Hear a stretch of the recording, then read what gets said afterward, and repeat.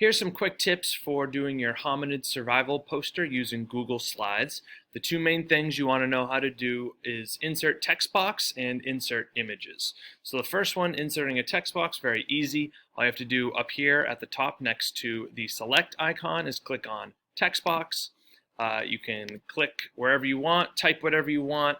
You can change the size, the font, the bold, whatever you need to do, the color, and you can make as many as you'd like. The other thing you want to know how to do is inserting images. So if you go right next to the text box, you see Insert Image, and what you want to do is click Search the Web.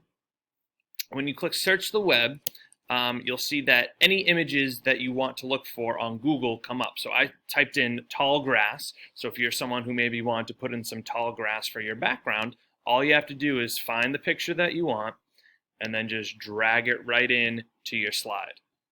Okay, then it comes up. You can resize it. You can make it the size of the entire slide, whatever you want to do.